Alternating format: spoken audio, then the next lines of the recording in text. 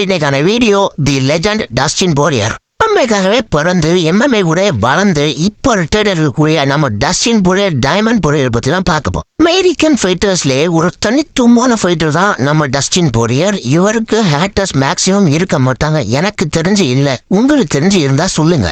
ஒரு சில ஃபைட்டர்ஸ் அடுத்த கெரியருக்கு மூவ் பண்ணணும் அப்படின்னு தான் பார்ப்பாங்க. பட் தலைவா எம்எம்ஏ விட்டு வெளியே போகவே கிடையாது. சின்ன வயசுல ஜுட்ஸோ ரெஸ்லிங் அதிகமா பண்றாப்புல எம்எம்ஏ மேல ஒரு ஆர்வம் வருது. தலைவன் அதுக்கப்புறம் எம்எம்ஏல டாப் 10 ஃபைட்டரா இருப்பார்னு அவருக்கே தெரியாது. அமெரிக்கா லூசியானா 1089 தான் ஜஸ்டின் போரியர் பிறகுறாரு. அவங்க அம்மா அவரை உடனே ரெஸ்லிங் கிளாஸ்ல சேர்த்து விட்டாங்க. இதுக்கப்புறம் எம்எம்ஏ பத்தி பாக்குறாரு, பிடிக்குது. எம்எம்ஏல பயிற்சி பண்ணாரு. லூசியானா ஒரு சின்ன சின்ன ஃபைட்டர்ஸ் எல்லாம் அடிக்கிறாப்புல. முதல்ல ஜஸ்டின் போரியர் WECங்கிற ஃபைட் மூலியமா தான் வெளியே தெரியுறாரு. டீசென்டான grappling and excellent fighting strike வச்சிருக்காருன்னா நம்ம டஸ்டின் போரியர். இது மட்டும் இல்ல, காம்பினேஷன் ஆஃப் ஸ்ட்ரைக்கிங்னா நம்ம டஸ்டின் போரியர் தான். எம்எம்ஏல டஸ்டின் போரியரோட மேட்ச் பார்க்க போறீங்கன்னா ஒரு தரமான காம்பாக்ட் ஃபைட்டு எம்எம்ஏல பார்த்த ஃபீல் இருக்கும்.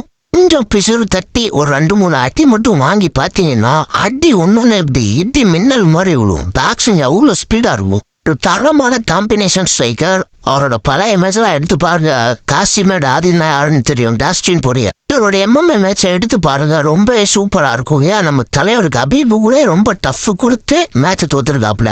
இப்ப இருக்கக்கூடிய இஸ்லாம் மக்காச்சோ சாம்பியனை கூட கதிகலந்து விட்டவர்கள் தான் நம்ம டஸ்டின் போரியர். பட் மேட்சை தோத்துட்டாரு, அதை விட்டுருங்க. இந்த வீடியோ அவ்வளோதான். இது உங்களுக்கு பிடிச்சிருக்கும் நம்புறேன். நம்ம சேனல் பேன் பண்ணிட்டாங்க, ஸோ இந்த சேனல் ரீஸ்டார்ட் பண்ணிருக்கோம். ப்ளீஸ் கைஸ், நிறைய பேர் நம்ம வீடியோ பார்க்குறீங்க, பட் யாருமே சப்ஸ்கிரைப் பண்ண மாட்டேங்குது. கொஞ்சம் சப்ஸ்கிரைப் பண்ணி சப்போர்ட் பண்ணினா அடுத்த வீடியோ போட யூஸ்ஃபுல்லாக இருக்கும்.